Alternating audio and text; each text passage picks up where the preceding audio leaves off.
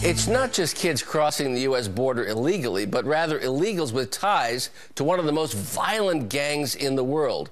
It's called MS-13. Sean Moran is the vice president of the National Border Patrol Council, and he joins us now. Good morning. Good morning. Thanks Sean, for having me who on. is MS-13? Tell us about this gang and why they're dangerous to Americans.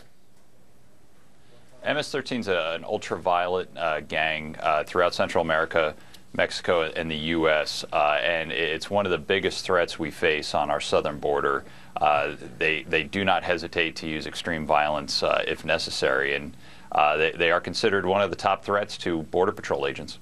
And we've seen a full screen showing there's about 30,000 members worldwide, that they're recruited even before they're teenagers. They operate in most of the states in the United States. And now you report that these MS-13 gang members are using Red Cross telephones at federal facilities to call other gang members to coordinate criminal activity. Tell us about that. That is absolutely incredible. Well, we know the cartels were exploiting this and continue to exploit this crisis in South Texas, so it makes sense that MS-13 and other gangs would do the same. At the Nogales Processing Center in Nogales, Arizona, the Red Cross has set up a bank of phones so that unaccompanied juveniles can call family members back home or even in the U.S., and these phones are being utilized by gang members to recruit, to enlist, to pressure people, other juveniles into joining the MS-13 gang. And the problem is we isolate because they are, our hands are tied.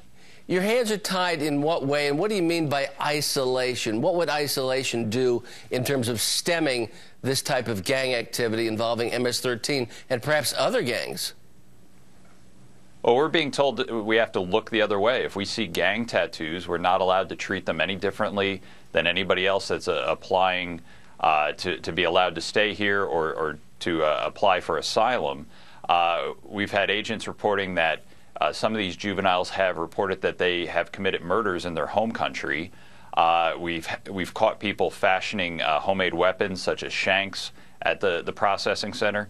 But because they are juveniles, they have to be treated a certain way, and you are not allowed to take them out of that general group. They all have to receive the same kind of treatment. That's how our hands are being tied. And so basically we have a jail culture, a prison culture involving juveniles with all the problems that gangs bring in America, but without any of the strictures that you'll see in a local jail or a state prison, correct? That's correct, and it's a security issue that we feel could really snowball out of control, and it would put agents at risk. It puts the other detainees at risk. It's activity that needs to be stopped immediately. Sean, this is a disturbing revelation. I'd appreciate it if you keep us up to date as to what's going on and how the federal government intends in the future to stop this wave of potential violence and gangs in these 57,000 people that have been brought here to the United States. I'd be happy to do that. Thanks, Sean. Thank you.